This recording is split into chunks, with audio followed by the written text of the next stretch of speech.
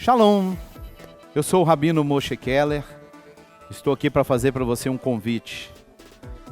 Como a Bíblia tem sido ensinada para você? Como você tem estudado a Bíblia? Como você está entendendo o contexto da Bíblia? Nós temos aqui um curso através do Talmidim Centro de Estudos, um curso de bacharel em Teologia Judaico-Messiânica. O que frisamos nesse curso? Você entender o contexto das Escrituras. Você entender a Escritura dentro do contexto que ela foi escrita.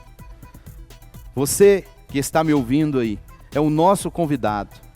Você vai estar pagando mensalmente uma quantia até simbólica, R$ 49,90 por mês. E você vai fazer parte desta grade de alunos que tem procurado entender a Escritura dentro do seu contexto. Venha estudar conosco. Seja um bacharel através do Talmidim Centro de Estudos. Que o Eterno te abençoe, em nome de Yeshua HaMashiach. Olha para o teu irmão aí.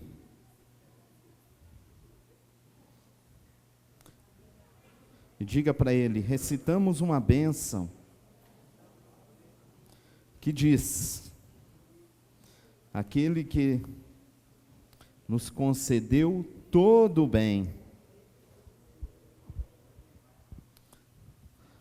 continue te concedendo o bem. Amém?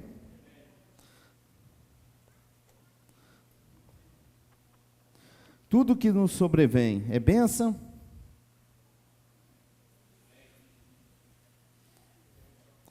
Olha para o teu irmão e pergunte para ele, tudo que te sobrevém é bênção? Pergunte para ele, depende de como você está.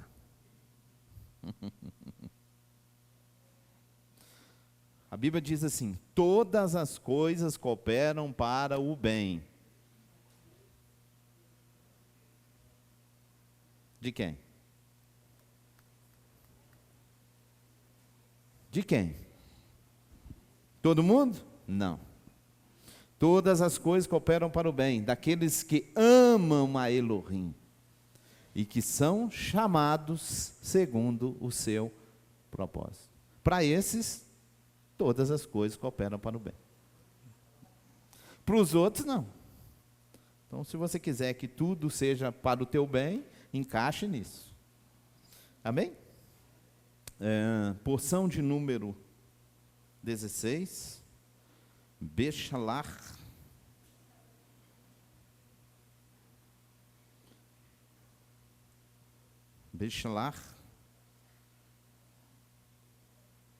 Shemot, capítulo 13, verso 17 ao 16.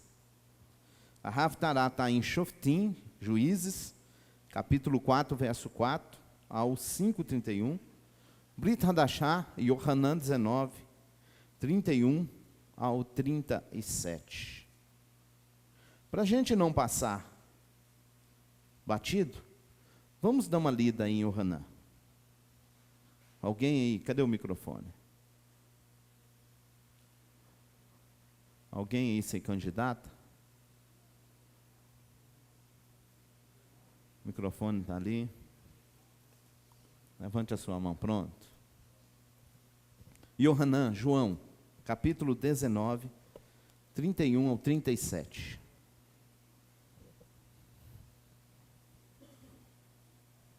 Versão judaica. Era o dia da preparação, e os moradores de Yehudá não desejavam que os corpos permanecessem na estaca durante o Shabat, pois se tratava de um Shabat especialmente importante. Então pediram a Pilatos que mandasse quebrar as pernas e retirar os corpos. Os soldados vieram e quebraram as pernas do primeiro homem que fora colocado em uma estaca ao lado de Yeshua e, em seguida, as do outro. Mas, quando chegaram a Yeshua, viram que ele já estava morto. Por isso, não lhe quebraram as pernas. Entretanto, um dos soldados perfurou o lado de Yeshua com uma lança, e de imediato saiu sangue e água. O homem que viu isso deu testemunho e seu testemunho é verdadeiro. Ele sabe que diz a verdade, para que vocês também confiem, porque estas coisas aconteceram para que se cumprissem a passagem do Tanar. Nenhum dos seus ossos será quebrado. E novamente diz, em outro lugar, eles olharão para aquele a quem perfuraram. Amém? Rapidinho. O texto que a gente leu em Yohanan está falando aí de um período de uma festa. Que festa? Pessah ou Páscoa, ok? Dia da preparação aí, infelizmente, é muito mal interpretado no mundo cristão como sexta-feira, porque diz que no dia seguinte a este dia da preparação era um Shabat, era um sábado. Mas lembrando novamente que aí estamos falando de um período da festa de Pessah. As festas judaicas, qualquer dia que elas caíssem, aquele dia da festa é considerado um Shabat. E em especial a festa de Pessah, tem que se preparar a mesa, tem que se preparar o cordeiro nesse período. Então aquele dia antecedendo a festa era dia da preparação. Entendido? Não é sexta-feira, né? Então, quem interpreta Yeshua morrendo na sexta-feira, usando este texto, está equivocado. Não existe sexta-feira aí no texto, tá? E o Shabat aí não é Shabat semanal, é um Shabat da festa. Entendido? Compreendido? Então, só para, né? Comentário aí, não existe nesse dia da preparação, sexta-feira, ok? No finalzinho também desta porção que a gente leu da Brit Hadashah, está mencionando aí 2 textos do Tanar, né? 2 textos que vão falar, um falando do cordeiro, e um outro está em Zerraria, que está falando uma profecia dizendo que haveriam de olhar para aquele a quem transpassaram, né? Esta é também uma profecia, e aí é citado o texto, né, destas profecias do Tanar. É muito comum a gente ouvir, né, pessoas querer desfazer da Brit Hadashah, inclusive usando argumentos até válidos, né? Tem argumentos que são válidos, mas são mal entendidos, ok? Muitas vezes usam argumentos válidos, mas eles mesmos não entendem, ou têm falta de conhecimento de determinadas passagens, por isso usam determinados textos, né, de forma equivocada, ok? Mas a gente vai encontrar dezenas de profecias do Tanar se cumprindo na pessoa de Yeshua. É claro que quem não aceita isso quer fazer o quê? Distorcer essas coisas, né? Uma das profecias mais, né, que mais se pesa aí é Ishayahu, Isaías 53, né? A Bíblia hebraica, por exemplo, foram lá e colocou dentro desse texto uma série de coisas entre parênteses, né? E a interpretação mais comum do texto que eles colocam lá é que o servo do Isaías 53 não é a pessoa de Yeshua, a profecia não fala de Yeshua, não se cumpre em Yeshua, mas está falando de Israel, né? Tem argumentos válidos para essa linha de pensamento? Tem argumentos, porém há equívoco nessa interpretação, ok? Por exemplo, né, o texto vai dizer que alguém está sendo flagelado em função do povo, e aí eles falam que o servo é o povo, né? Espera aí, o povo é o povo que pecou, o povo está pisando na bola com o Eterno. O povo mesmo está está se salvando, né? Tem um monte de argumentos aí nesse texto que não vai bater. Para a gente tirar a pessoa de Yeshua dele, ou a pessoa do Messias, né? E colocar lá o próprio Israel. Não bate. Tá certo? Mas, infelizmente, você vai encontrar isso aí. E vou chamar mais uma vez a atenção nossa, porque há muitos que vão para a internet, né? E vai buscar coisa na internet, e vai atrás de coisas na internet, e daí a pouco já não está sabendo nem mais onde que está. Né? Se perde no caminho. Né? Por quê? Porque alguém usou um argumento, porque alguém falou, né? E eu sempre menciono isso aqui. Quem falou? Quem é a pessoa que está falando? Às vezes a pessoa está num mundo e ele quer buscar coisa de um outro mundo, trazendo para esse mundo dele, e não vai funcionar. Amém? Nós somos do mundo judaico messiânico. Eu sempre menciono isso aqui, tome cuidado. Porque tem muita gente querendo trazer de um outro mundo judaico, para dentro do mundo judaico messiânico coisas. E não vai funcionar. Primeiro, porque eles nem têm o Mashiach. Eles não reconhecem Yeshua. Aí, olha para você ver como é que é incoerente. Eu me associo com alguém que nega que Yeshua é o Messias. Mas eu quero viver crendo no Yeshua dentro deste mundo. Vai funcionar? Sim ou não? O que vocês acham? Não vai funcionar. Então tem que tomar cuidado. Eu sempre falo isso aqui, tome cuidado quando você... Eu nem te aconselho muito a usar isso. Mas, muitos irmãos, a gente até conhece muitos, que até já abandonaram a fé. E uma razão principal foi... um instrumento, internet. Porque, a gente teve isso aqui muitas vezes no passado. Porque Yeshua não pode ser o Messias. Por quê, irmão? Não, porque por isso e por isso. Quem te falou isso, irmão? Não, eu estava estudando aí. Com quem? Eu vi lá na internet. Quem que é o professor da internet? A pessoa nem sabe. Eu assisti um estudo. De quem?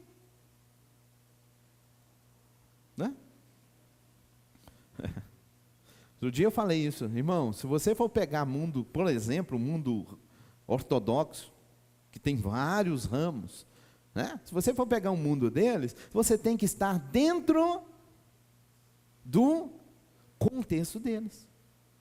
Adianta você aqui do lado de fora querer viver como um judeu ortodoxo. Teve uma ocasião aí que eu até mencionei, como é que o judaísmo ortodoxo vê você, gentio, você que ainda crê em Yeshua, como é que eles olham para você? Aí eu quero sair do mundo que eu estou e me infiltrar, ou começar a seguir os ensinamentos disso, daquilo. Como?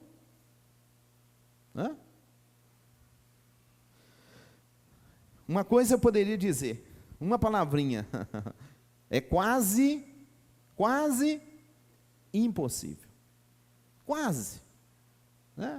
Vou dizer que é impossível, que para o Eterno tudo é possível. Mas é quase impossível. Primeiro, tudo é fechado. Tudo é fechado. Como é que eu deixo para entrar dentro disso? Vamos voltar para cá. Pensa. A porção de hoje, que é a Bechalar, a palavra Bechalar, deixa eu anotar ela aqui para você, ela literalmente, a gente já viu a raiz dessa palavra, que é né? Dessa raiz nós temos a palavra shaliar, né?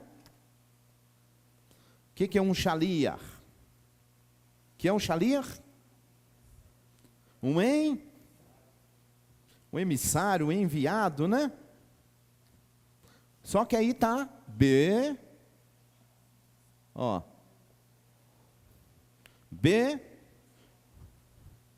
Beshalar. B em hebraico é uma preposição, a gente chama lá de preposição inseparável. Significa em, pode ser traduzido como no. Em, no. Aí a tradução ficou ao. Ok? E foi ao enviar o faraó ao povo. Mas também pode ser traduzido como em enviar ou no enviar. Tá joia? Amém? Primeira pergunta para nós sobre esta porção é: e foi ao enviar o faraó ao povo. Ué, pera aí. O texto está dizendo que quem enviou o povo foi o faraó? Está aí na sua Bíblia, não está? Confere aí. Acho que todas as Bíblias traduziam enviar, porque é realmente a tradução. Confere na sua Bíblia.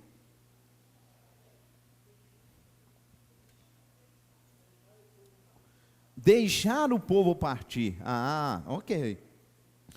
Presta atenção, eles modificaram a tradução do texto, mas, como eu já te falei a palavra lá, shalar é enviar.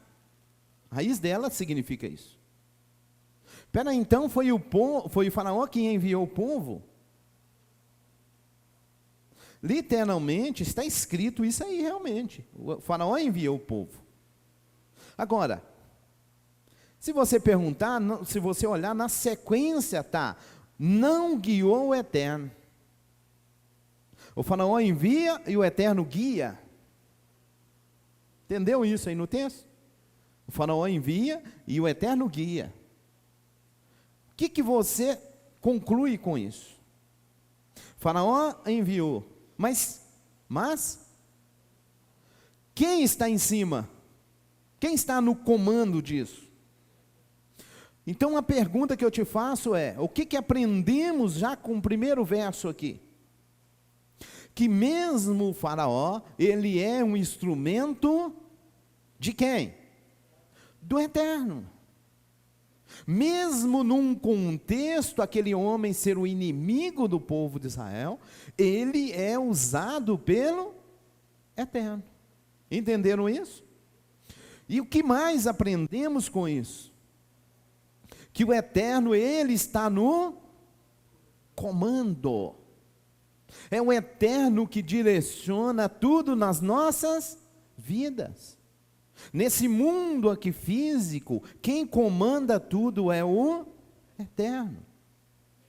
Aprendemos com isso, aliás, né, devemos corrigir essa ideia, porque a gente, num certo contexto, foi dado para a gente uma ideia de que existe duas forças, e as duas forças, elas estão se opondo, né? Estão, em outras palavras, se degradando, estão se chocando, estão brigando.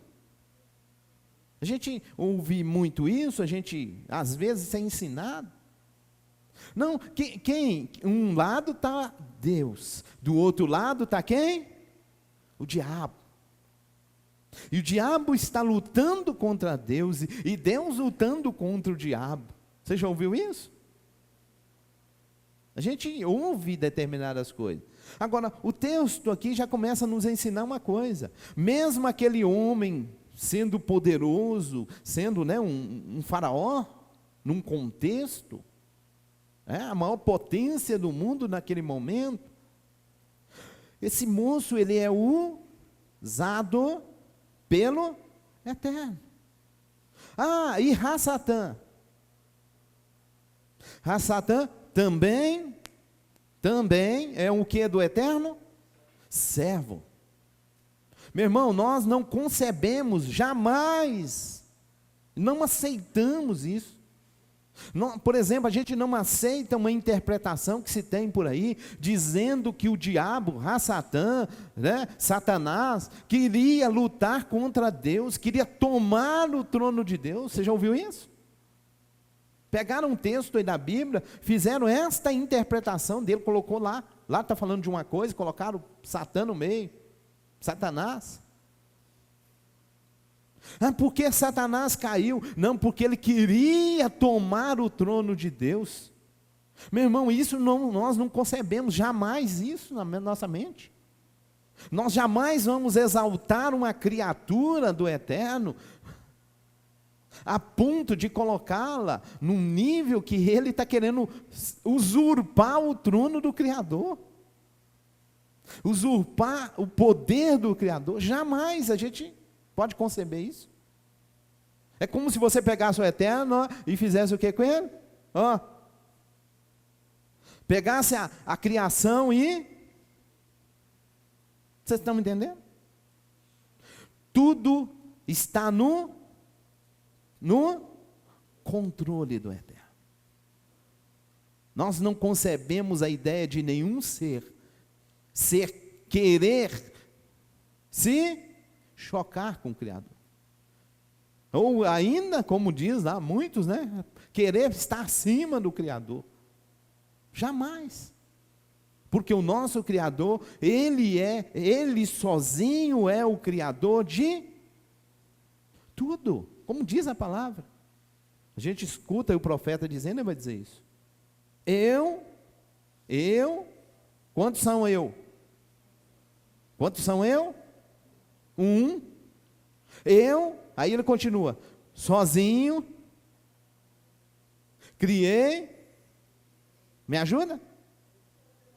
Eu sozinho criei todas as coisas. Não havia comigo Deus nenhum.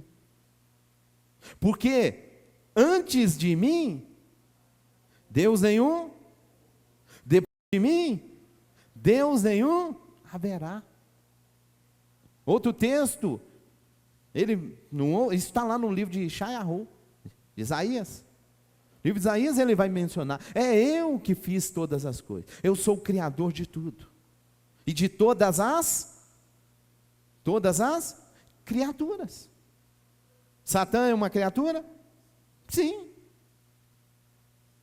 Como é que Satã pode ser um princípio, como muitos vão dizer? Não, porque existem dois princípios eternos, o bem e o mal. Misericórdia. Dois princípios eternos. Não, porque existem duas forças que elas se opõem, o bem e o mal. Vocês já ouviram isso também, né? Aqui a gente já começa aprendendo que o eterno é quem comanda. Ele comanda a vida do seu povo, ele comanda a sua vida e a minha vida. Ele é quem comanda as nossas vidas. Amém? Por isso que eu falei aqui logo no início, né? Todas as coisas que nos sobrevêm é para o nosso bem. Se nós amamos o eterno. Agora, se a gente não ama, aí o trem complica. Vamos caminhar aí um pouquinho. A porção de hoje, ela vai falar de uma coisa muito tremenda. Nessa porção semanal, nós lemos como o povo judeu deixou o Egito, atravessou o Mar Vermelho, ou mar de,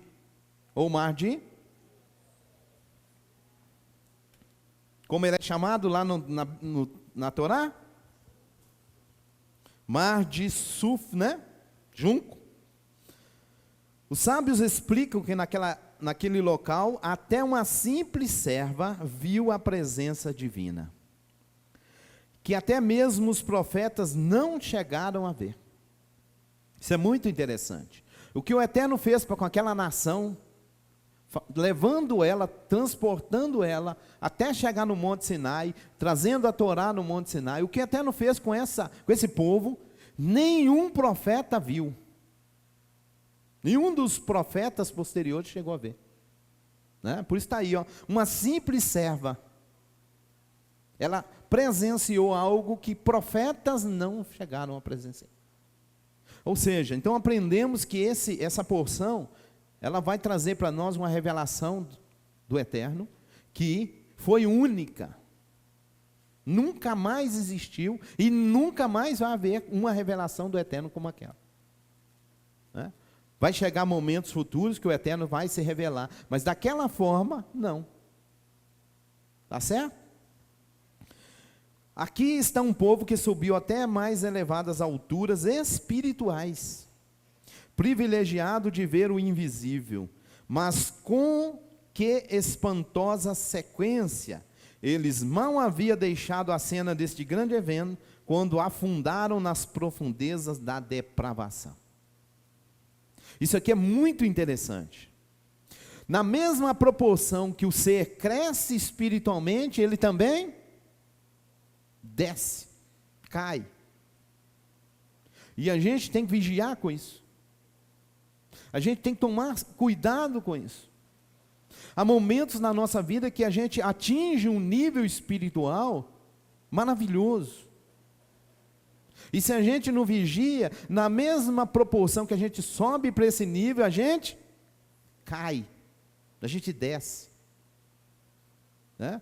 Existem situações que às vezes nos rodeiam, que nos faz descer. Irmãos, tem hora que eu vejo determinados personagens, determinadas pessoas, que eles têm uma facilidade para desviar, uma facilidade para abandonar o Eterno, abandonar as coisas do Eterno. Você vê pessoa que um dia está, né, você olha, fala, aparentemente, né, está no nível espiritual maravilhoso. Imediatamente, passa tempo nenhum, você olha a pessoa, está lá na lama. E isso é um exemplo que Israel passou, e como toda porção, a gente deve aprender, para a gente não fazer as mesmas coisas, vigiar.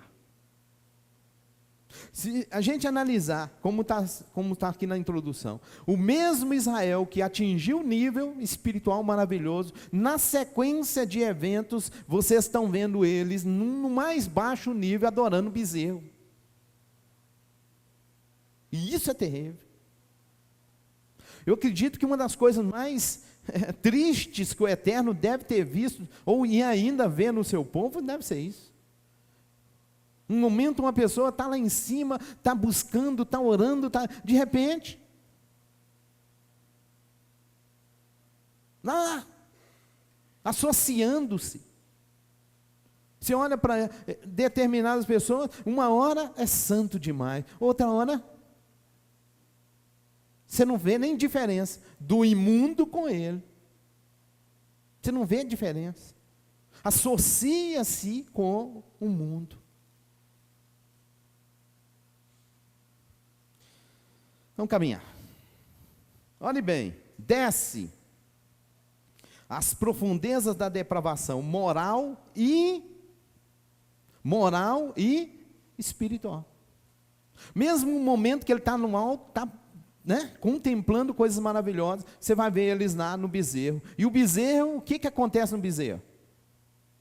Só adorar no bezerro? Sim ou não?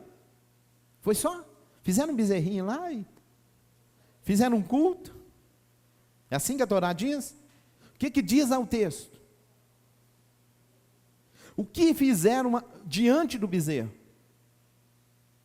Como está ali lá? Depravação moral. O que eles fizeram lá perante o bezerro? Foi só levar lá umas florzinhas, puseram no pé do bezerro, mais nada. Diz lá que diz o texto que o povo, o que ele fez? Né? A versão portuguesa, a versão bíblica portuguesa ficou bem leve. Né? Diz que eles assentaram-se para quê? Folgar. Meu irmão, tem isso lá não. Isso aí foi uma linguagem traduzida assim para ficar bem light. O povo se entranhou em orgias. diante daquele bezerro. Aquilo que era praticado nos templos pagãos, o povo se entranhou diante daquele bezerro, e assim fez o povo. E a depravação moral desceu de tal nível. E é isso que às vezes tem acontecido com muitos. Um momento é santo demais, no outro momento a depravação entra de uma forma. Um momento não pode nem pegar na mão da esposa, porque a esposa está imunda. No outro momento chega no nível mais baixo da depravação moral. Vamos nem me ater em muito detalhe, não. É o que acontece com muitos. Eu sempre falo aqui, irmão, a Bíblia diz, o Tanar diz, não seja demasiadamente. Tem muita gente querendo passar para os extremos. Vai para um extremo, daí a pouco já passa para outro extremo. É o extremo da santidade, depois sai do extremo da santidade para o extremo da depravação. A Bíblia diz, não seja demasiadamente, fica no meio, fica no equilibrado.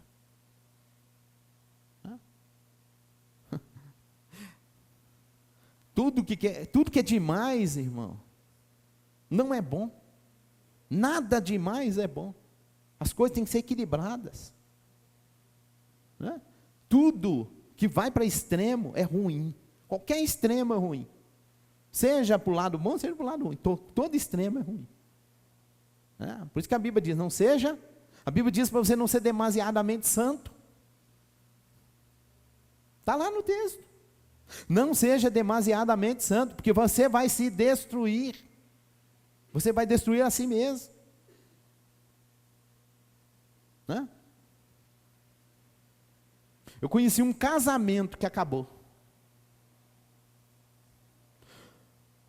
Um homem, a esposa dele não podia lavar o talite dele. Acabou o casamento. Demasiadamente santo. A esposa não podia lavar o talite, ele tinha que lavar o seu talite. Por quê? Vamos caminhar. Olhe bem, desce.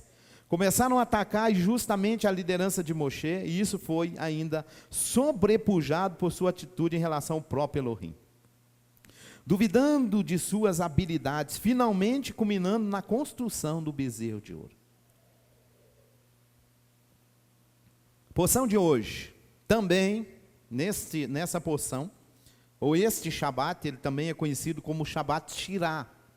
O que significa isso?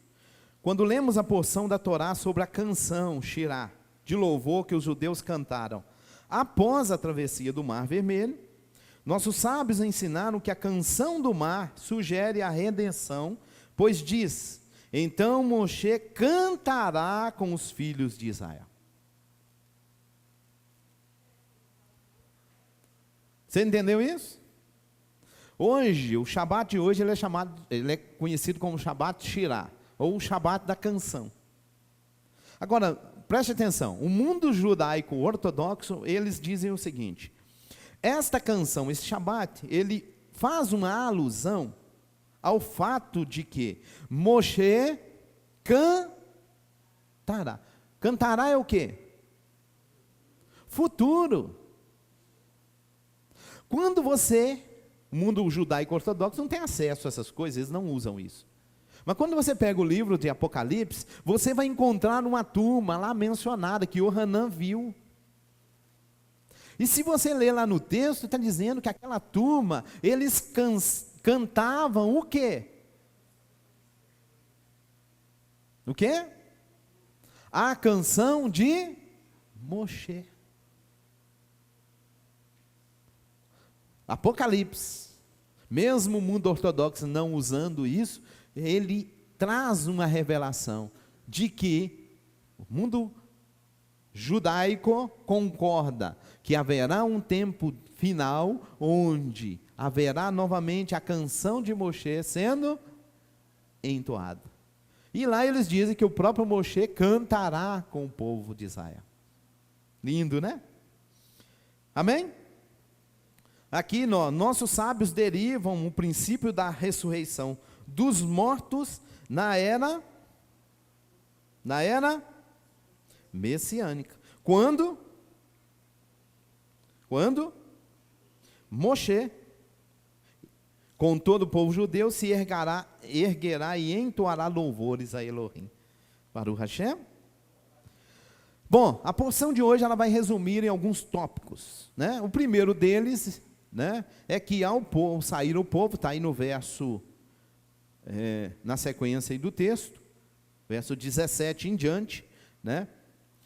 E fez, quando o Eterno, né, tira o povo aí do Egito, diz o texto, e fez o Eterno Elohim, né, rodear o povo, né, pelo caminho do mar, o Yansuf, armados subiram os filhos de Israel da terra do Egito. Tomou Moshe os ossos de Yosef, porque ele tinha feito jurar aos filhos de Israel, dizendo, certamente vos visitará o Eterno, e farei subir os meus ossos daqui convosco. Deixa eu parar aqui um pouquinho. O Yosef, o justo Yosef, ele trouxe uma profecia muito antes dela acontecer, né? De que Israel iria sair, subir do Egito. Tá. E ele faz eles jurarem que os seus ossos, né, não vão ficar lá. Mas eu quero fazer uma pergunta para nós, muito simples. Se Yosef já sabe que o Eterno vai tirar o povo de lá, por que Yosef leva o povo para lá?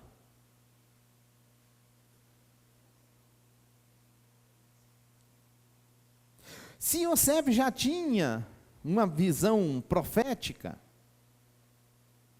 de um futuro, ou será que ele viu assim, ele viu o povo descendo e de repente ele dá um salto na profecia e vê lá no final o povo subindo? Será? Será que o Eterno falou, não, vou mostrar tudo para Yosef? Não, vou mostrar só o povo saindo daqui.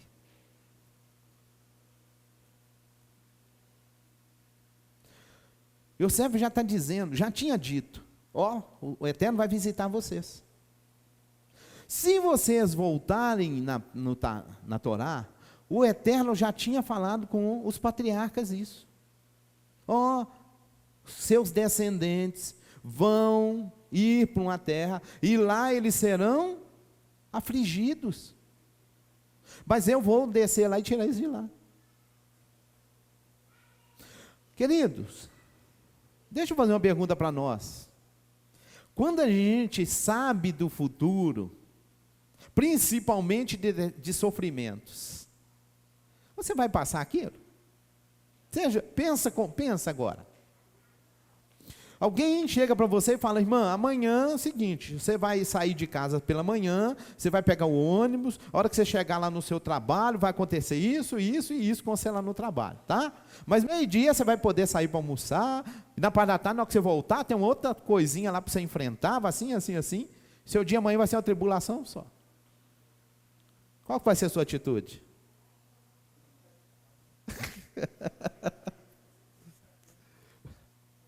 Quê? Ontem eu tive uma revelação que meu serviço amanhã vai ser nem lá eu vou. É ou não é? Mas então a pergunta a se fazer é, por que Yosef, já até sabendo o que ia acontecer ao povo, por que ele leva o povo? O que a gente precisa aprender? O que nós precisamos aprender? Existe coisa que acontece na nossa vida que é para o nosso crescimento. E se você não passar aquilo, você não vai crescer. Irmãos, a nossa vida, o Eterno é maravilhoso, mas o seu modo de trabalhar, às vezes a gente não entende. Nós somos muito pequenos. Nossa mente, muitas vezes, ela vacila demais. Espera aí, existem momentos na nossa vida que a gente já falou isso aqui numa outra ocasião. Você pega determinados caminhos que você passa por sofrimentos. Aí você vai fazer, por que eu estou passando por esse sofrimento? Porque eu tomei um caminho. Mas existem outros caminhos que a gente passa por eles, que o Eterno quer que a gente passe, para que a gente cresça. Para que Ele possa manifestar na nossa vida o seu poder. Para que o nome dEle possa ser exaltado através de nós. Está entendendo isso? O que a gente precisa? Qual que é as nossas atitudes? Nós temos um problema muito sério, como Israel, que é o tal da murmuração. Eu sempre falo isso aqui, irmão, quando você estiver passando determinadas coisas, faça uma reflexão. Analise a sua vida. Espera aí, eu estou passando isso, eu estou sofrendo isso, deixa eu fazer uma análise. Não, eu fiz umas coisas que eu precisava disso mesmo. Não, eu não fiz, não me lembro de ter feito, não lembro. Eterno, o que o Senhor quer nesta situação? O que o Senhor quer me ensinar? O que o Senhor quer que eu aprenda? O que o Senhor quer me trazer? O Senhor quer me fazer crescer, o Senhor quer me prosperar, o Senhor quer me colocar num nível mais elevado. Me ensina, me ajuda, vai comigo.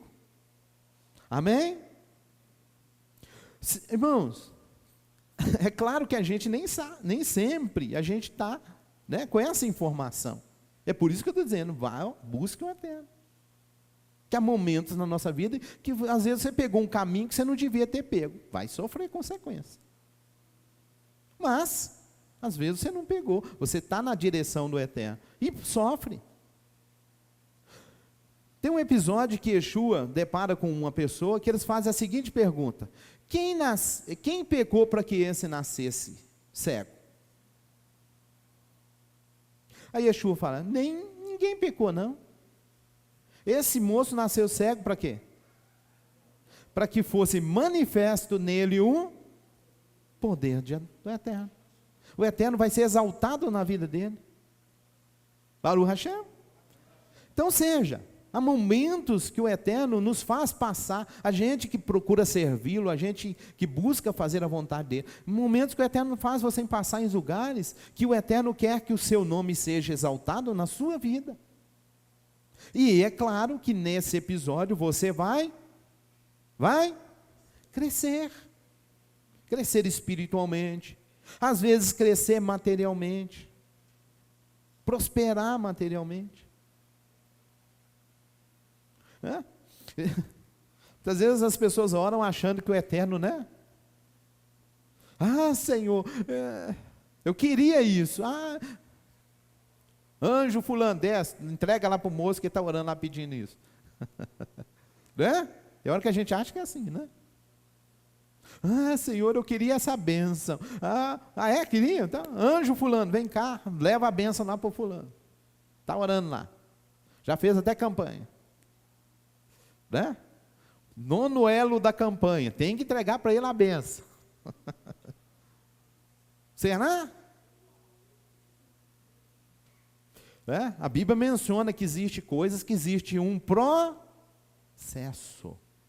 A gente quer alcançar determinada coisa, mas não quer passar no processo. Quer bênçãos, mas não entra no processo. Deita na rede e acha que vai. Estamos falando de Israel. Agora, o que precisamos aprender também de novo com Israel? Cuidado, a bênção chega. A gente pensa e dá as costas para o Criador. Dá as costas para aquele que durante o processo esteve nos conduzindo, direcionando. Nós vamos ver isso na vida de Israel. Vou mostrar uns mapas ali para você, né? A nuvem de Elohim protege Israel. Toda a caminhada de Israel, o Eterno estava com eles. Mas mesmo o Eterno estando com eles têm momento que eles vacilam. Isso nós precisamos aprender. Inclusive aprender para você olhar para o seu irmão. Olha para o seu irmão. Tem hora que a gente adquire determinados níveis, que quando você olha para o seu irmão, você não consegue olhar para o seu irmão como deveria olhar. Você acha que o seu irmão tinha que às vezes estar no seu mesmo nível. E não, nem sempre isso é verdade. Ontem a gente fez uma visita. Depois a gente estava conversando e eu falei isso para minha esposa e filha. Eu falei, nem todo mundo está no mesmo nível. E a gente precisa tomar cuidado. Para a gente não julgar as pessoas. Eu já atingi um nível. Aí eu olho para baixo e começo a julgar os que estão aqui embaixo. Ou às vezes é o contrário, eu nem cheguei, mas acho que estou lá. Acho. Está na Bíblia isso. Aquele que está de pé. É assim? Aquele que está de pé, tome cuidado para não cair. É assim que está no texto? Sim ou não?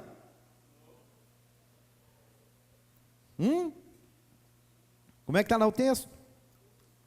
Aquele que pensa. Aquele que pensa que está de pé. Toma cuidado para não cair. Vamos caminhar. O que mais que vai essa porção nos ensinar?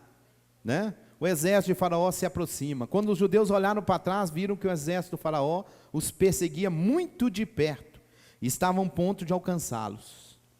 Irmãos, ficaram apavorados. O Faraó nos levará de volta ao Egito para converter-nos novamente em escravos. Gritaram em pânico. Ou farão isso, ou nos matarão. O exército se aproxima. Eu não vou entrar em detalhes, como eu sempre menciono aqui, existe dentro do mundo judaico uma série de comentários. Existem comentários que são absurdos. São verdadeiras aberrações. E isso é chamado, muitas vezes, no mundo judaico de midrash.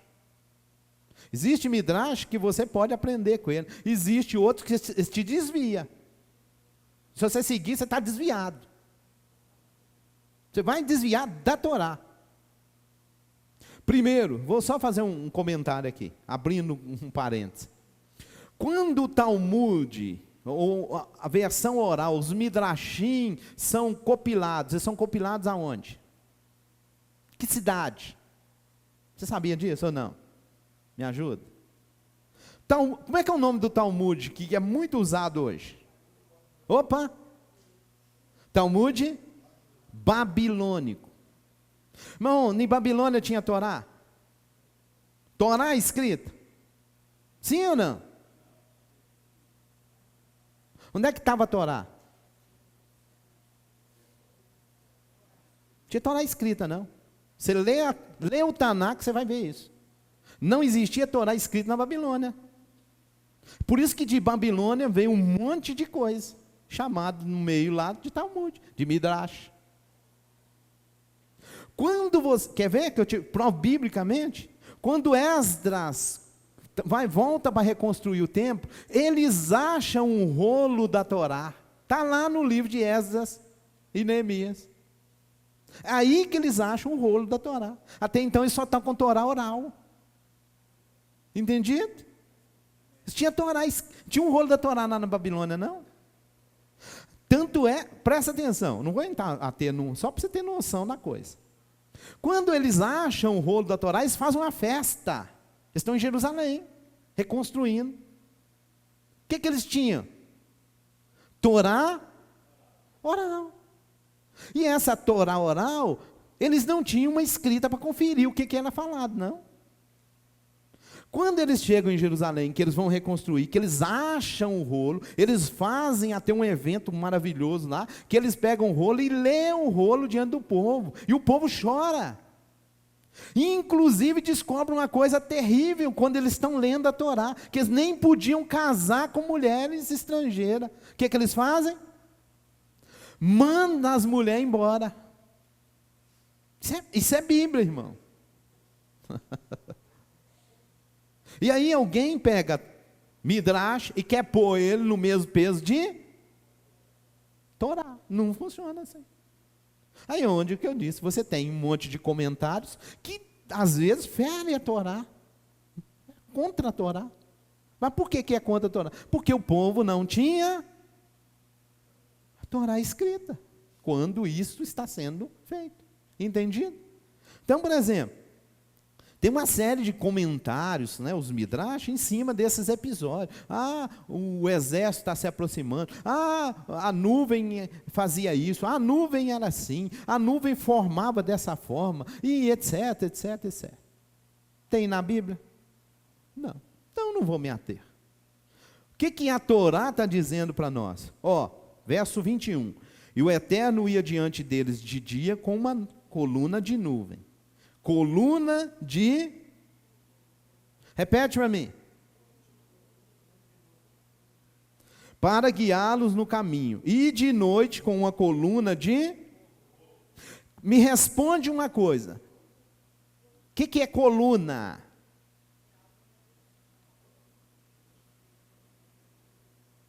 O que é uma coluna? Aqui nós não temos nenhuma, né? Não, tem um. Olha ali, ó. Aquela foto ali tem coluna. Aquilo lá é coluna. Como é que é coluna, irmão? É algo...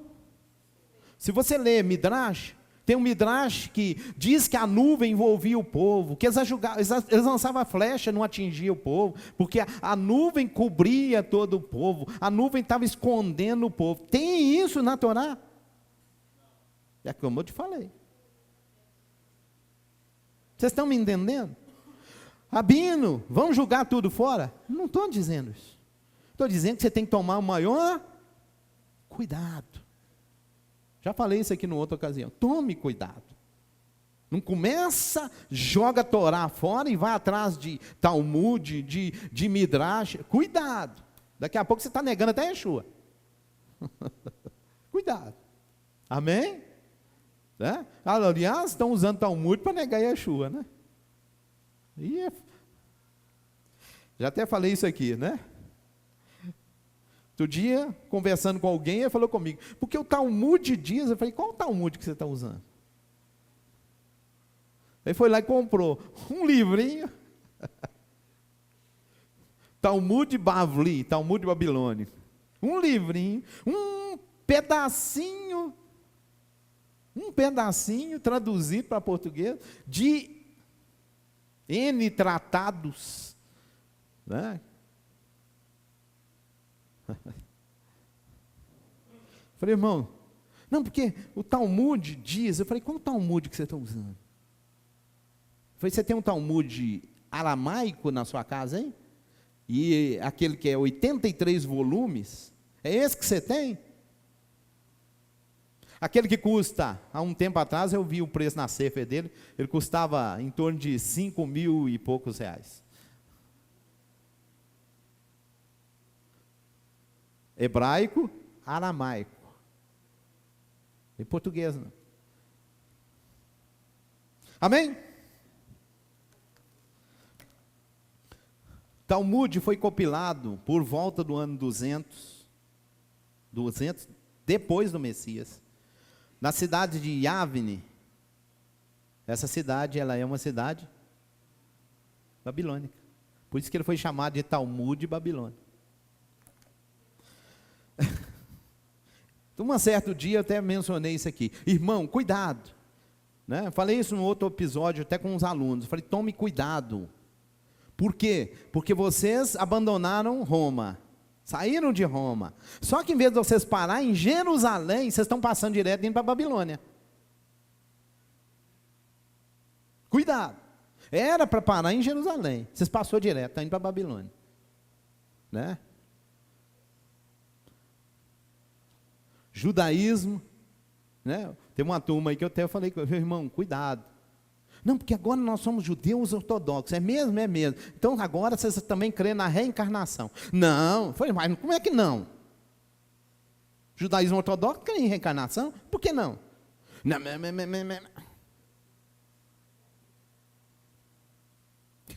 Vamos voltar para cá. Você deve ter pego lá, né? Yam Suf, abertura do mar. Aqui também nós vamos encontrar midrashes, comentários, né? Eu vou dar para você um mapa ali onde que aconteceu a coisa, mas aqui também tem comentários. Os midrashes sobre Yam Suf eu não vou me ater, né? Mas você tem um monte de comentário aqui, por exemplo. Por exemplo, você tem um midrash dizendo que o Yam Suf, ele não abre como a gente vê aí, né, nas coisas que são feitas aí nas televisões, nos filmes. Ele não abriu, né? Tem um midrash que, na verdade, foi feito 12 túneis.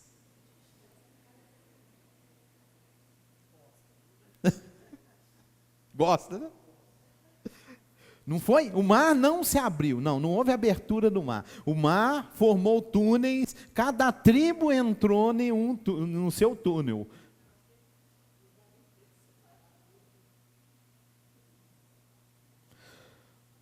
Volta de novo. O Yam Suf, olha lá, a abertura do mar. Meu irmão, se formou túnel, não existiu abertura do mar. O mar não se abriu. Vocês estão entendendo? Ah, tem mais. Quando eles estavam atravessando o mar, se eles estenderem o mar, aí tem um outro midrash que diz que, na verdade, o mar ficou como uma parede, congelado. E eles passaram.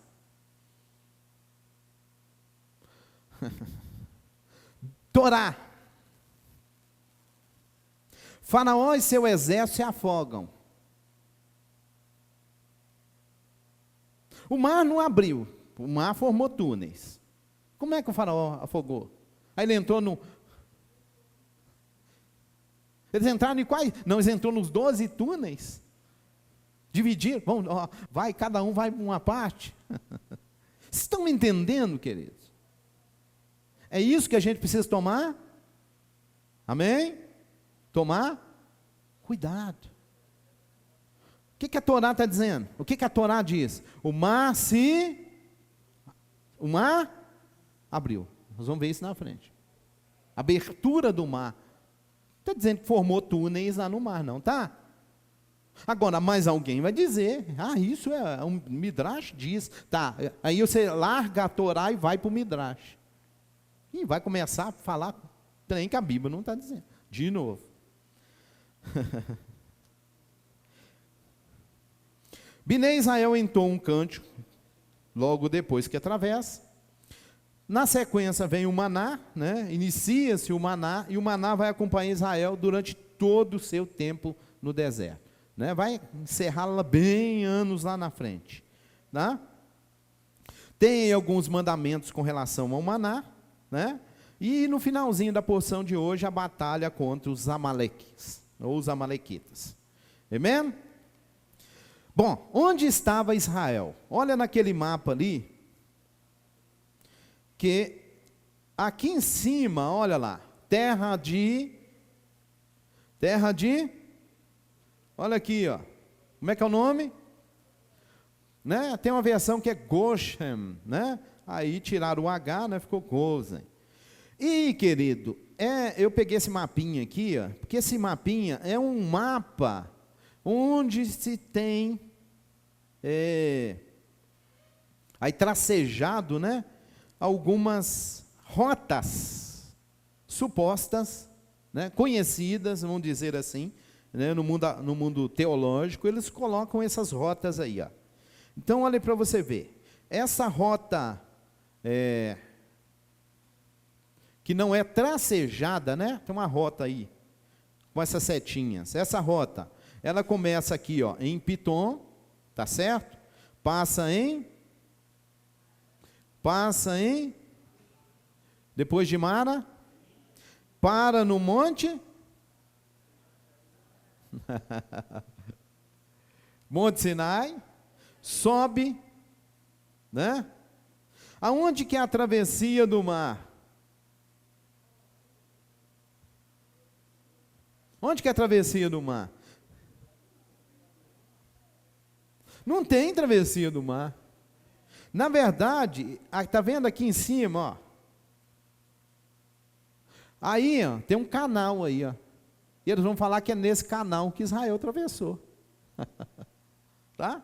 Essa é a rota chamada rota tradicional, inclusive estabelecendo embaixo aí o Monte Sinai, ó, no Egito ainda, né? Sem chance, não aceitamos isso, tá? Temos aí uma outra rota alternativa, que é essa pontilhada aí, ó, tá? E depois eu vou te mostrar uma outra rota que ela vai pegar, vai sair nesse biquinho aqui, ó. Tá vendo esse biquinho aí, ó? Vai sair nele. Depois eu vou te mostrar isso aí. Que é uma rota que nós, judeus messiânicos, aceitamos, tá? E aqui ainda tem essa linha aí, ó. É a rota mais curta, passando, não peguei no mapa, mas ali é a terra dos filisteus, tá? Passando aí pela terra dos filisteus, é a rota mais curta, chega em Canaã, lá em cima. Entendido? Só que o que o texto diz? Não guiou o Eterno pelo caminho da terra dos filisteus. Viu que aquele traçado ali é bem mais simples e prático, né? Por que o Eterno não passa por eles ali? Com eles por ali. Se a gente ler no texto, está escrito assim, ó, para que não se arrependa o povo ao ver a guerra e volte ao Egito. Olha para o seu irmão, diga para ele, nem sempre o caminho da bênção é mais curto. Amém? Né? Nem sempre o Eterno nos faz passar pelo caminho mais curto. Nem sempre. Né? Amém? Tá aí. Vamos caminhar. Olha lá, terra de Goshen, olha aqui em cima. Né? Era o melhor do Egito. Era onde Israel esteve todo o tempo que ele esteve no Egito, tá? O que aprendemos com isso? Mesmo no momento de tribulação, o Eterno está cuidando de você. Mesmo quando você está naquele momento, você fala, estou passando no Egito. Eu estou no Egito. O Eterno ainda está cuidando da sua vida. Amém? Nunca se esqueça disso. O Eterno, mesmo na tribulação, Ele passa com você. Lembra do salmista Davi dizendo? Ainda que eu ande pelo e da morte, tu estás comigo. Amém? Então, né? Vamos vigiar mais para a gente não murmurar. Está aí a rota, ó. Eu disse para você que eu vou te dar uma rota onde Israel realmente passou, que é uma rota coerente, uma rota que nós vamos encontrar. A arqueologia vai nos dar indícios de que realmente é isso aí, tá? E nós vamos ver nessa sequência aí.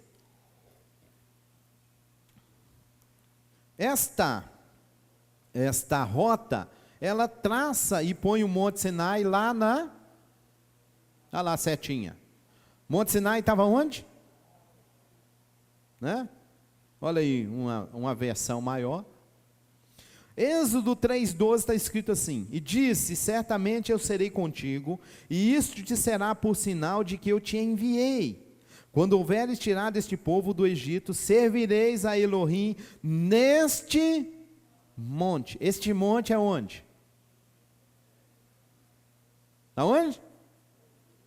Onde é que Moisés está? Midian. Olha lá onde é que está Midian. Tem como colocar Monte Sinai lá no Egito? Aquele biquinho lá, ser o Monte Sinai? Se colocar, não saiu do Egito.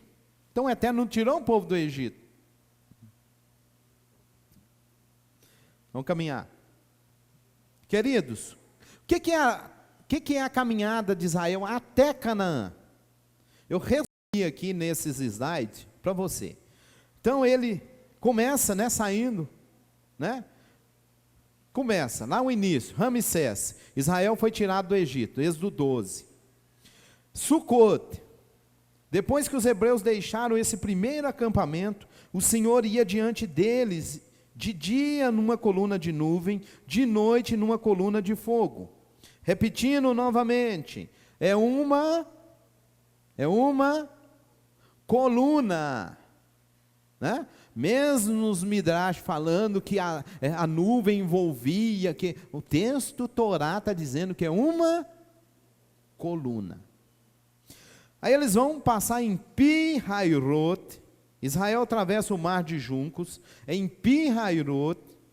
Depois, Mara, o Senhor fez que as águas de Mara se tornassem doces.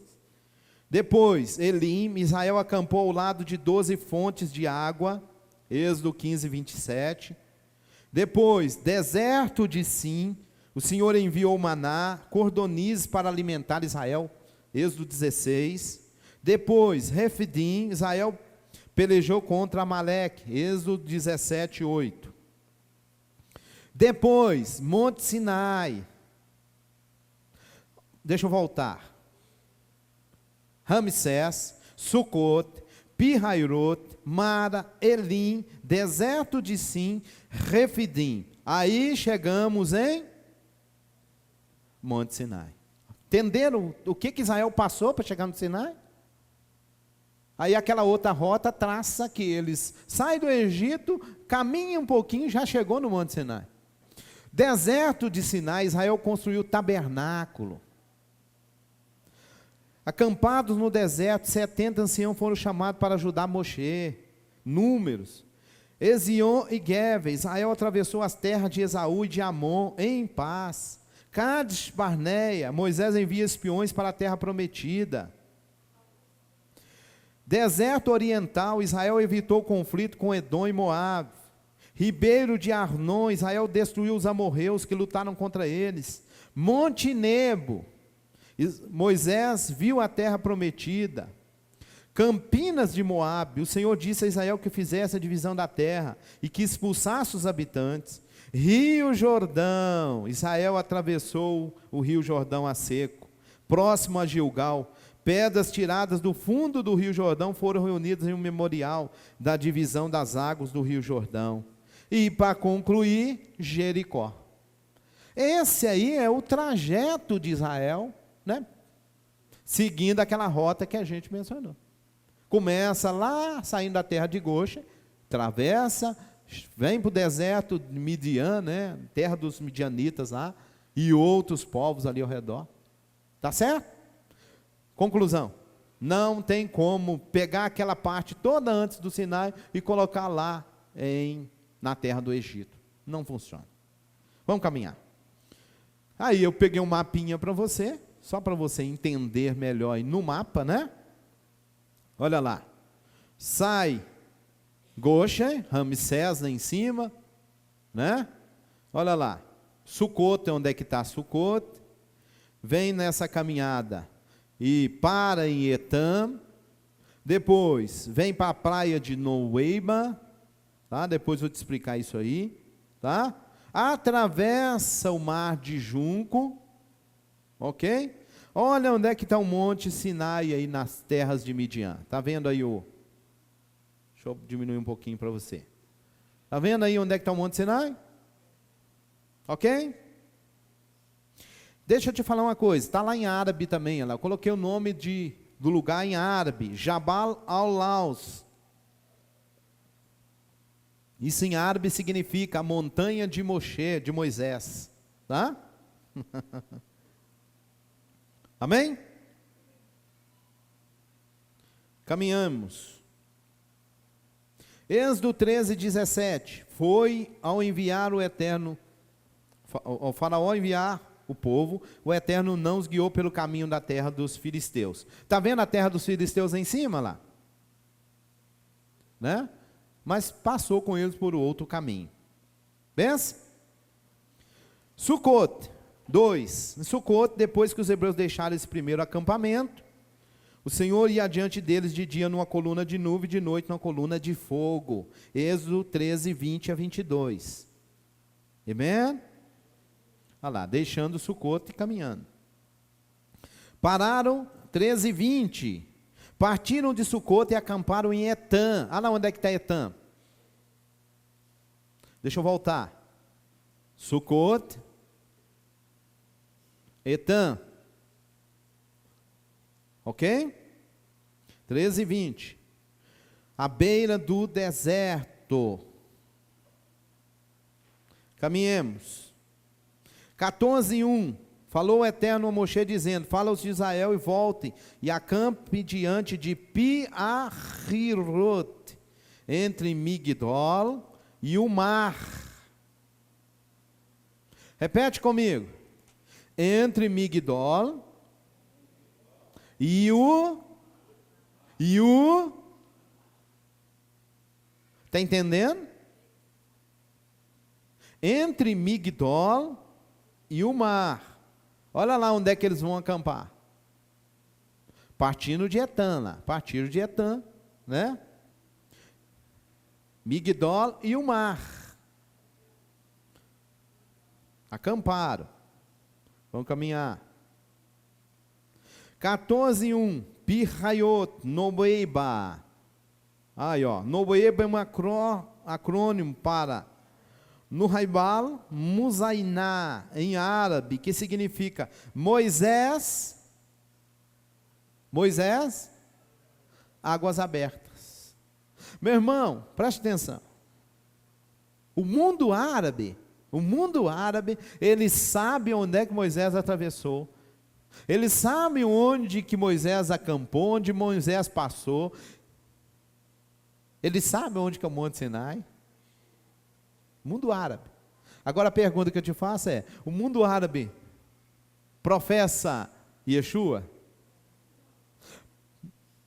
Reconhece o Eterno como a gente o reconhece? Fizeram até um outro, não vou entrar em detalhes sobre isso não. Né? Eles não têm nem Torá, né? Livro deles chama Corão, né? Al-Corão é o Corão em árabe, tá? Eles chamaram o local onde Israel acampou, a praia onde Israel acampou, de Noeba, que significa Moisés, águas abertas. O mundo cristão estabeleceu que o mar foi aberto em outro local. Até os árabes conhecem o lugar. Amém? Aí é uma foto do satélite, olha lá para você ver a praia, né? E aqui uma foto mais baixa do local. O que o texto que a gente leu acabou de dizer, né? Ó, acampem diante de Pi-Hahirot, entre Migdol e o mar. Então eles estão acampados entre um local e do outro local está o mar. Amém? O único local na região que dá para acampar aquela multidão que saiu do Egito é esse lugar aí, ó, onde o mar está do lado. Não existe uma praia que dá para acampar Israel diante dela lá no Monte Sinai. Não tem isso lá no Egito. Amém? Está vendo aquelas coisinhas pequenininhas lá? Isso aqui, ó, deixa eu ver se dá para ampliar. Não, não vai ficar bom não. Está vendo essas coisinhas aí? Isso aí são galpões. Tá? Galpões, enorme. Olha o tamanho da praia. Olha. Tem umas construções aqui, né? Eu peguei só para te mostrar. Tá? É a única praia que Israel poderia estar acampado com milhões de pessoas, né? Como ele saiu do Egito. É aí, ó. Amém? Isso aí é uma foto do outro lado, lá da praia.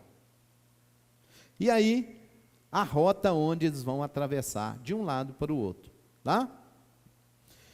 Isso aqui, a topografia fez no local lá umas sondagens e descobriram que o local, na verdade, olha lá, ela é uma ponte, ó. Olha lá, do lado egípcio e do lado árabe. Né? Hoje, na verdade, é tudo árabe, né? Amém? Olha lá. O Eterno já tinha, né, sua onisciência, já tinha construído lá uma ponte para Israel atravessar. Olha lá. Bênção. O Eterno é maravilhoso. Baruch Hashem, né? Está aí o local onde eles vão atravessar de um lado para o outro. E olha que coisa mais linda. Está vendo aí essas duas colunas? Essas maiores. Isso aí isso aí é uma foto, tá? Esse Humante aí, ele é um arqueólogo que explorou tudo isso que a gente está te mostrando. Ele é o responsável por essas. E na época que eles estiveram lá, no passado, né? Eles bateram aquelas fotos. E existia umas colunas lá de um lado e do outro, informando que era aquele local da travessia. Entendeu? Só que o que aconteceu depois? Quando esse negócio foi divulgado, os árabes foram lá e arrancou esse negócio. Guardaram ela. E está vendo aquela outra, uma fotinha lá em cima? Aí o que eles deixou lá no lugar? Entendeu? Para não gerar muito tumulto no local lá, né? Guardaram as colunas, esconderam essa. Deixou só essa. Né? Isso aí, querido, 14:25, está escrito o seguinte: e tirou a roda dos seus carros e guiou-os com dificuldade, e disse o Egito: fugirei diante de Israel, pois o Eterno luta por eles contra o Egito. Né? Tirou a roda. Né? Isso aí está no museu lá no Egito, é uma roda dos carros de Faraó, um carro de Faraó, na verdade uma réplica dele, tá? Como ele era construído. Tá joia? Agora, olha essa foto aí. Isso aí é naquele local da travessia, tirado lá no fundo do mar. O que aprendemos? Que a arqueologia confirma que aquele local é o local da travessia. Como é que eles iam achar no fundo daquele local rodas de carros egípcios? Se não tivesse batendo com a Bíblia. Amém? Amém? Aí, ó, mais fotos, ó. Aquela foto de baixo ali, eles não quiseram removê-la, mas ela é de ouro. Tá? Eles foram lá, verificaram que a madeira se decompôs, e o arco de ouro ficou no lugar. Aí ele só fotografou e largou lá, mexer não. Olha essa foto aqui, ó. Além das rodas, da roda com o eixo e tudo, ó. Né? Olha essa. Opa. Olha aí. Benção. Aí, ó.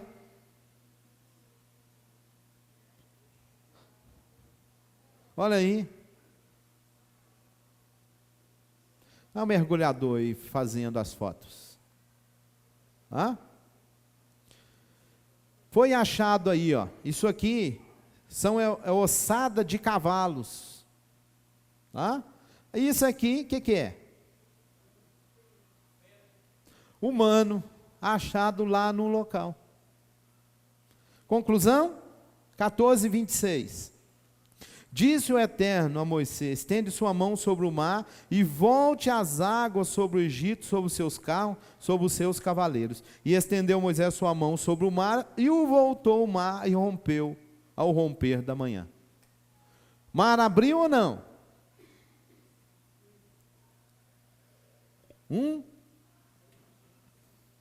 O mar abriu ou abriu foi túneis lá? Hã? Túneis de água, né? É só Hashem. Estou te falando para a gente ficar com a Torá, né? Aí de novo, ó. Isso aí é só mais uma foto. Bom, Êxodo 15:23 está escrito o seguinte: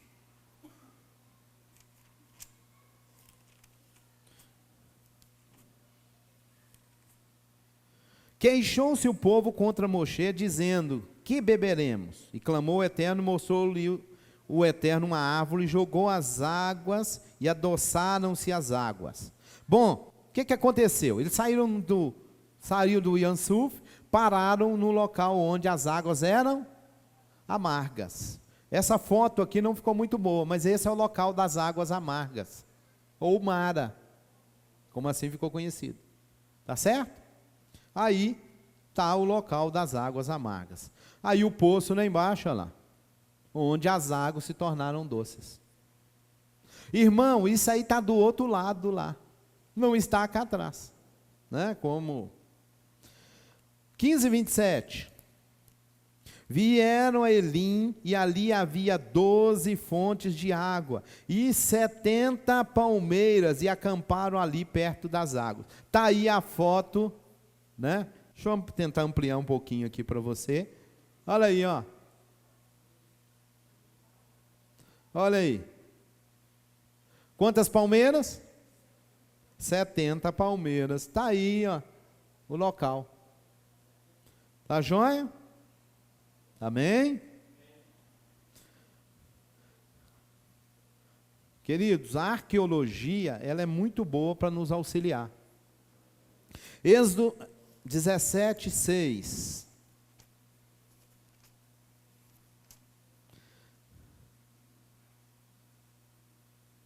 Eis que estou diante de ti, ali sobre a rocha, em Horebe, e baterás na rocha, e sairá dela água, e beberá o povo. E fez assim Moshe aos olhos dos anciãos de Israel.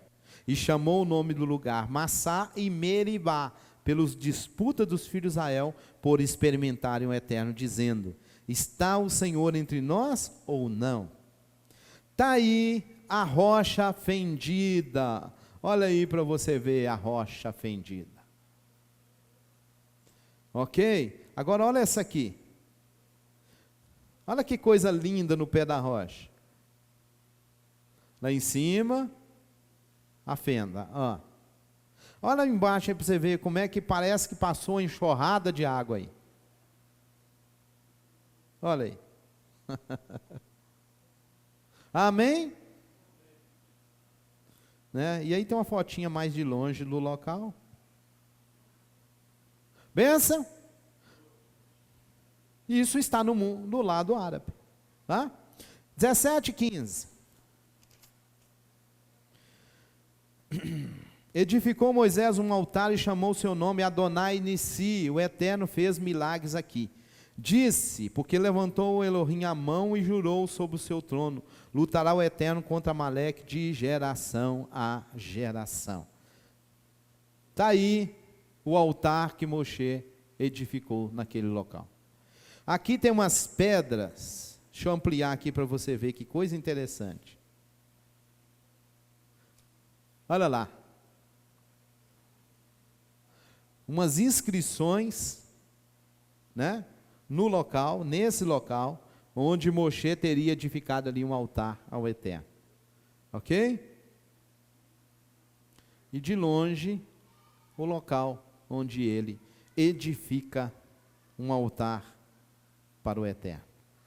Amém? Amém? Vamos parar por aqui. Questão das fotos, e eu vou dar uma acelerada aqui no... vou te dar só mais uma... Vai ser a próxima aula, a próxima porção, né?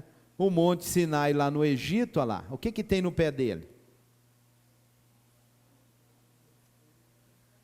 Um monastério, né? Já falei isso aqui numa outra ocasião.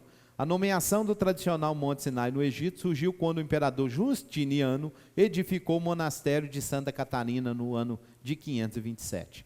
2 séculos depois de Helena, mãe do imperador Constantino, ter construído uma pequena igreja no mesmo vale, na península do Sinai. Embora não tenha indícios arqueológicos nem relato bíblico do local, mas em Êxodo 3:12 deixa claro que o monte verdadeiro fica fora do Egito e que Moshe esteve lá pastoreando quando vivia com seu sogro.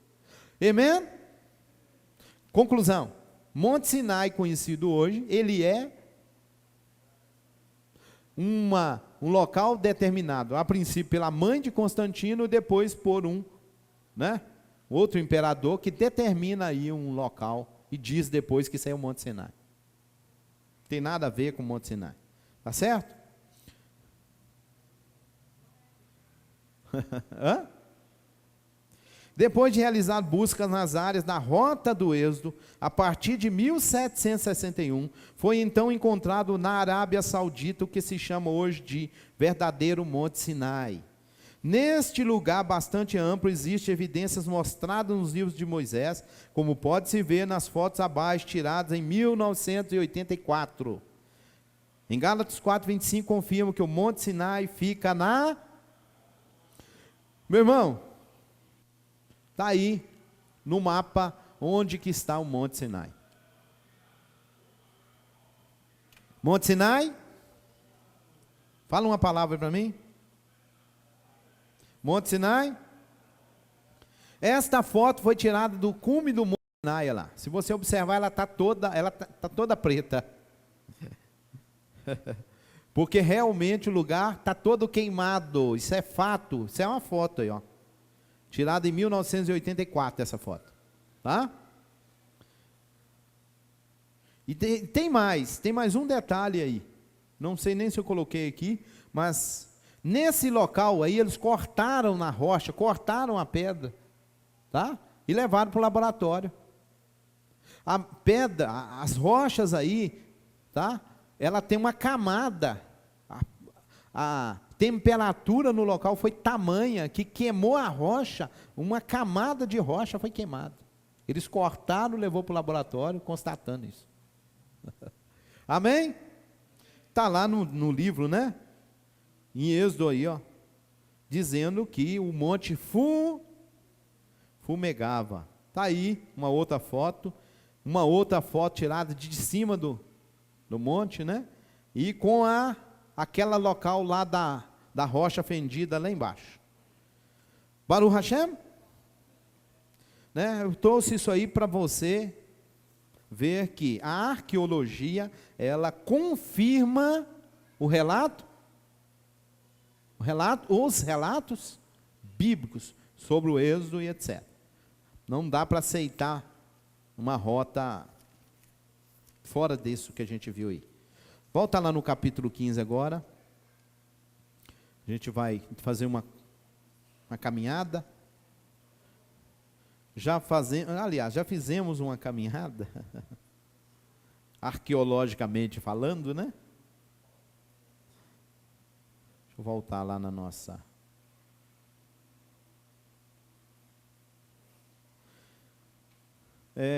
Só pegando um ganchinho aqui. A gente está preparando aí, depois eu vou estender isso para os irmãos, né, para a comunidade.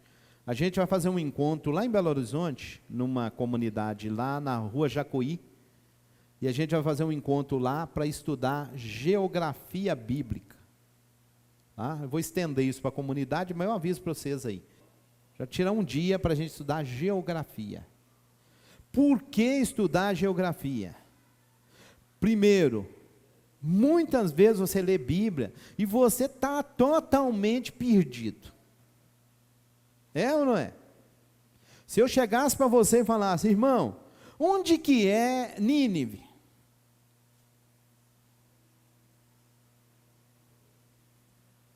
Muita gente vai falar comigo, não, Nínive está perto do mar, porque a baleia vomitou Jonas lá, né? Se eu perguntasse para você, por exemplo, o texto lá, pegando Jonas, diz que Jonas desceu para o local, pegou uma embarcação e estava indo para onde? Me ajuda? Tarsis. Aonde que é Tarsis? Que mar que ele estava navegando nele?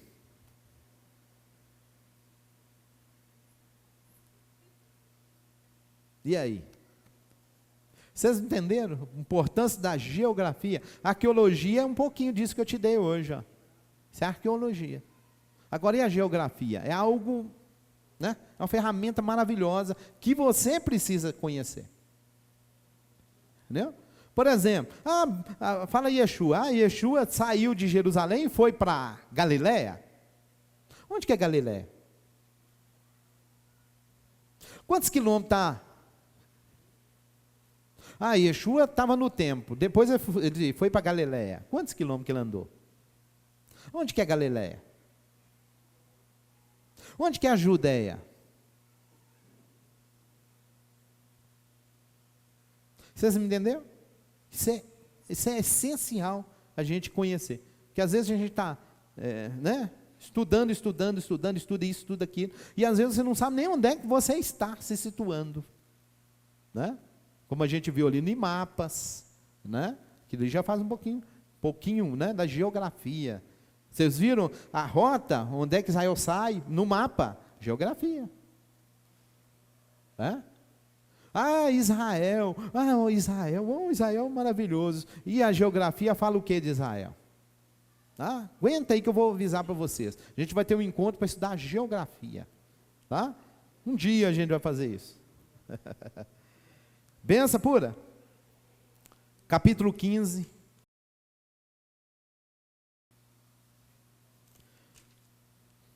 A gente viu aí que o Eterno, então, leva o povo, eles param lá diante do, né, no 14, eles param lá diante naquela praia, né? Lá no capítulo 14, no verso 13, disse Moshe ao povo: não temais ficar quieto, vede a salvação do Eterno que vos fará hoje, porque os egípcios que vede hoje não voltareis a vê-lo nunca mais. E o Eterno lutará por vós, e vós vos...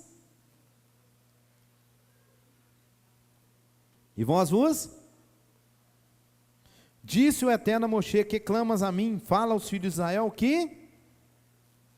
Verso 14, 15. Tu levanta a tua vara, estende a tua mão sobre o mar, fende-o. Olha para mim. Olha para mim. Eu disse para você lá atrás, eu vou repetir de novo, que há um midrash dizendo que o mar não abriu, formou-se no mar túneis, e é onde Israel passou. E tanto é que eles entraram no mar adentro, se lançasse flecha, o mar estava protegendo eles. Isso é um midrash. Agora olha o que é Torá. Disse o Eterno a Moshe: por que clamas a mim? Fala aos filhos de Israel que marchem. Tu levanta a tua vara e estende sua mão sobre o mar. E como é que está na tua Bíblia? Divide-o. Divide-o em?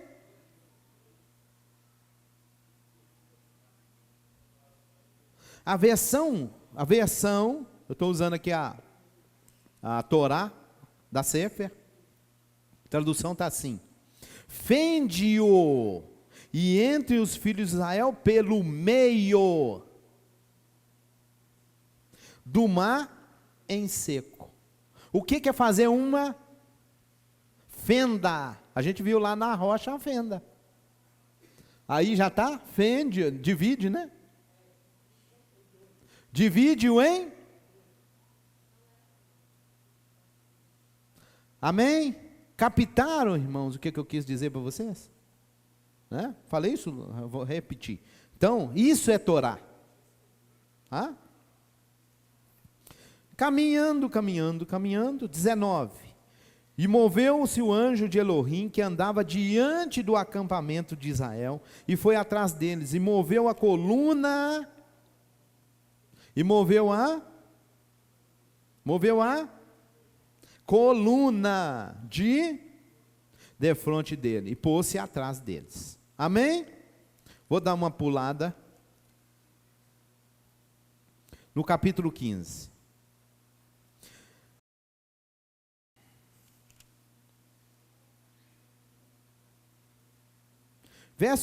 Antes no 14, 26 está assim: disse o Eterno Moshe: estende sua mão sobre o mar, volte as águas sobre os egípcios, sobre os seus carros, sobre os seus cavaleiros. Estendeu Moisés sua mão sobre o mar, e voltou o mar ao romper da manhã. Sua força e os egípcios fugiam, indo ao seu encontro, e revolveu o Eterno os egípcios no meio do mar. Voltaram-se as águas, cobriram os carros, os cavaleiros, todo o exército do faraó, que entrou atrás deles no mar. Não ficou um dentre eles, e os filhos de Israel andaram em seco no meio do mar, e as águas foram para eles como...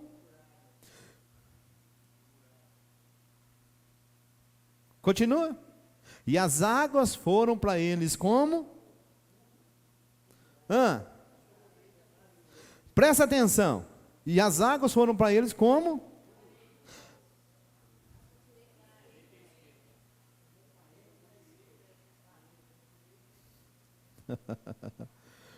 Quantas brechas o Eterno abriu?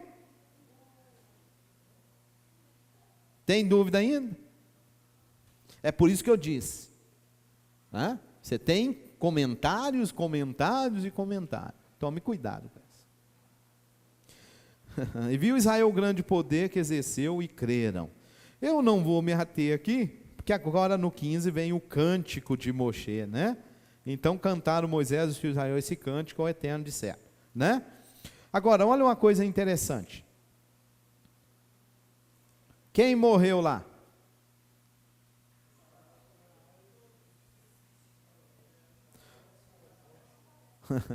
Se você ir lá no Salmo, no salmista escreve que foi, que pereceu no mar, Faraó e seus exércitos. Teve um filme que foi feito aí, que o Faraó voltou para trás com a cabeça baixa.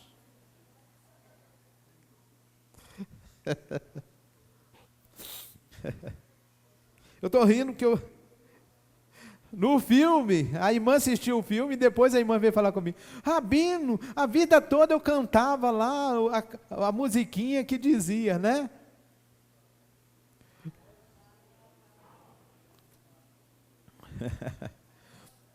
Faraó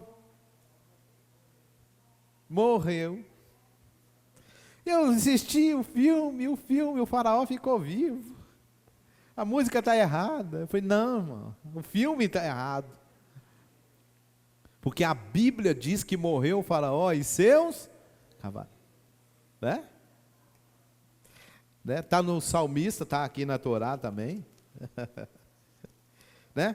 Bom, passou o milagre, passou a bênção, viram o grande mover do Eterno, cantaram um cântico ao Eterno. E verso 24, vemos aqui, que é que eles chegam lá nas águas amargas. Verso 23, e vieram a Mara, e não puderam beber as águas de Mara, porque eram amargas, portanto chamou o nome Mara, amarga. 24,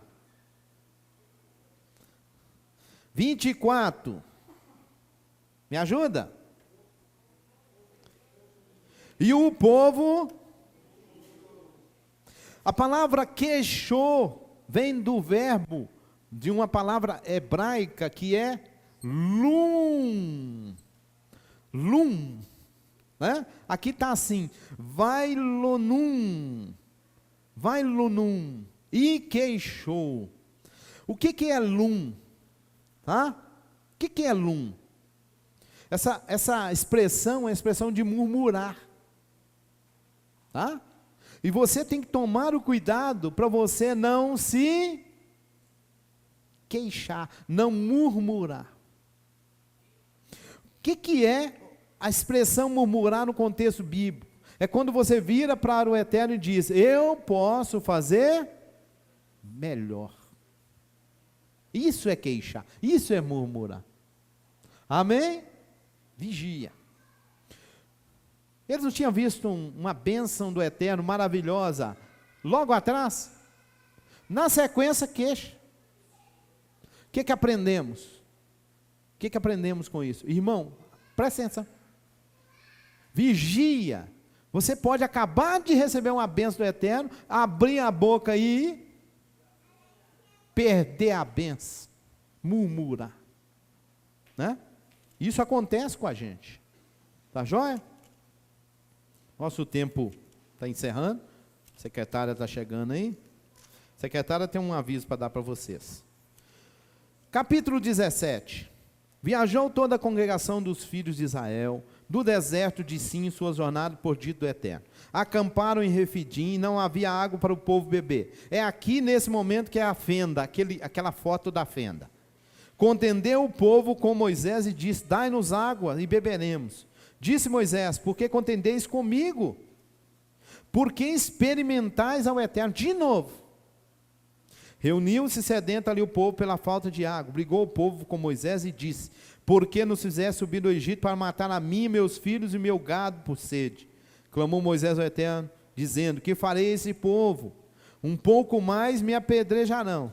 Disse o Eterno a Moisés: passa diante do povo, toma contigo algum dos anciãos de Israel, e a tua vara com que golpeaste o Nilo. Toma em tua mão e vai, e eis que eu estou diante de ti, ali sobre a rocha em Horebe. Baterás na rocha e sairá dela água, e beberá o povo. Irmãos e irmãs, pergunto para você: o que é o momento, qual o pior momento para o ser humano? Pior momento para o ser humano? Quando você mexe na sua estrutura física. Qualquer ser humano, pode observar isso, qualquer ser humano, mexeu na estrutura física dele, ele perde as referências. Ele pode ser o homem mais duro da face da terra, pode ser ignorante, na hora que ele cai em cima de uma cama, ele vira um cordeiro, não é assim? Eu não acredito em Deus, eu sou ateu. Pegou uma doença incurável, pegou um trem desses bravos aí, vira outra coisa, não é assim? Mas tem um problema muito sério. Estas coisas às vezes também levam o homem a murmurar, leva o homem a blasfemar, e nós precisamos tomar cuidado com isso, porque às vezes chega na nossa vida determinados momentos que isso nos acomete, e a gente abre a boca e fala besteira. Sempre repito, vigia. Fala, amado.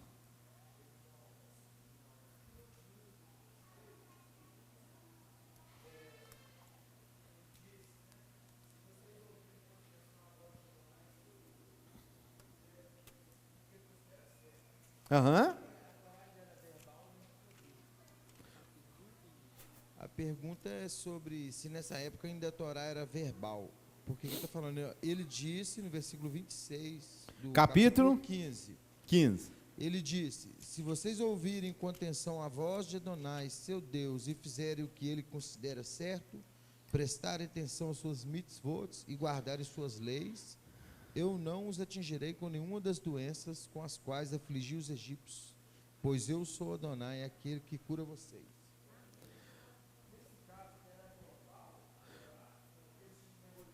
O Eterno está falando, né, com Moshe, e Moshe está fazendo o quê? Escrevendo. Então, às vezes, Moshe escreve e fala para o povo o que o Eterno está falando. Mas o Eterno, muitas vezes, fala através de Moshe com o povo. Entendeu? É igual está aqui, ó. O Eterno está dizendo, está dizendo para vocês. Se vocês ouvirem. Mas vamos ouvir a voz do Eterno como?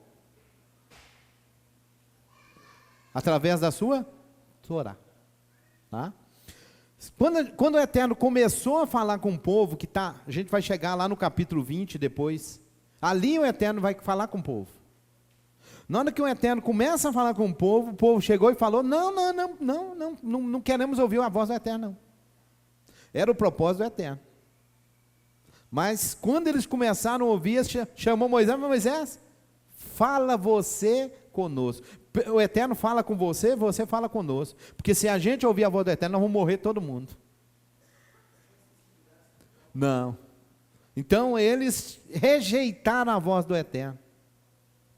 Mas era o propósito do Eterno, no princípio era. Entendeu? Então, o que o Eterno passa a fazer? Fala com Moisés. Moisés, você pode ver que daqui para frente vai estar isso. Disse o Eterno a Moisés, fala para Israel. Disse o Eterno a Moisés, fala para Arão. Disse o Eterno a Moisés, fala para o povo. Entendeu? Porque era o propósito do Eterno, mas o povo rejeitou. Amém? Amém? Bom, concluindo lá no capítulo 17, né? Abriu-se, rachou lá, fendeu a rocha, o povo bebeu, né? Mas aí no verso 8, está assim: e veio Amaleque e lutou contra Israel em Refidim. E disse Moisés a Josué: escolhe para nós homens, sai à luta contra Amaleque. Amanhã estarei no cume da colina com a vara de Elohim em minha mão. Fez Josué como lhe disse Moisés. Né? Verso 11. E era quando levantava Moisés sua mão, dominava Israel. Quando baixava a mão, dominava. E aí vai acontecer aquele episódio que eles escoram lá a mão de Moisés, né? Para ele ficar com a mão levantada. Conclusão da história é que Israel vence Amaleque, tá? Os amalequitas, eles têm 3 coisas muito terríveis. Presta atenção, eu vou concluir com isso. Os amalequitas, eles atacavam de forma sorrateira. Então, quando não se estava esperando, eles atacavam. Segunda coisa, eles atacavam de forma traiçoeira. E terceira coisa, eles atacavam os fracos e os doentes. Qual que é a sentença que o Eterno dá para Amaleque? Se você ver mais na frente, o Eterno vai dizer o seguinte: extermina, some com Amaleque do mapa. Uma razão, por causa disso aqui, ó. Ele ataca sorrateira, ele ataca de forma traiçoeira e ele ataca fracos e doentes. Então, quando eles agem dessa forma contra Israel, o Eterno vira e fala: extermina com eles. Não deixa nem a memória deles. Pergunto: Israel obedeceu? Sim ou não? Sim ou não? Não. O que aconteceu com Israel depois? Tem um descendente de Amaleque que quase exterminou com a nação Israel. Né? Não vou me ater a isso não, né? Mas só para lembrar. O Eterno deu uma ordem, vai dar uma ordem, vai dizer, né, para fazer algo, e eles desobedecem e tem problema lá na frente. Amém? Cadê a secretária? Chama, por favor. Lá no finalzinho lá, verso 14, disse o Eterno a Moisés: escreve isso para lembrança no livro, leva aos ouvidos de Josué, pois extinguireis totalmente a memória de Amaleque debaixo dos céus. E edificou Moisés um altar e chamou o seu nome Adonai Nissi. O Eterno fez milagres ali. Disse: porque levantou Elohim a mão e jurou, sobre o seu trono lutará o Eterno contra Amaleque de geração em... Qual que é a ordem do Eterno com relação a Amaleque? Olha para o seu irmão e diga: quando o Eterno manda, o que a gente tem que fazer? Queridos, existe uma linha de pensamento que diz o seguinte: o Deus do Novo Testamento não é o Deus do Velho Testamento. O Deus do Novo Testamento é um Deus bonzinho, é um Deus de amor, é um Deus de paz, é um Deus... O Deus do Velho, não. O Deus do Velho manda matar, manda exterminar, manda... né? Por isso que fizeram no Novo Testamento um outro Deus, né? De amor. Chegaram no cúmulo do absurdo de dizer o seguinte: Jeová é uma divindade pagã, Jeová é uma divindade que existiu no passado, que depois, quando Yeshua vem, ele vai apresentar um outro Deus, um Pai. E que aquele Deus lá do Velho Testamento, ele é carrasco, ele mata e manda exterminar e etc, etc. Só Hashem. Secretária.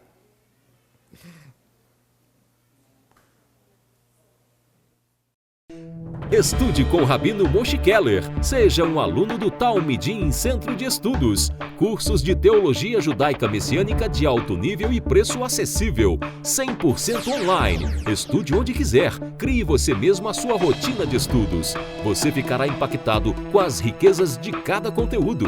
Estudos como você nunca viu. Seja um bacharel em Teologia Judaica Messiânica por apenas R$ 49,90 mensais. Faça agora mesmo sua matrícula. Acesse nosso site e garanta a sua vaga. talmidincentrodiestudos.com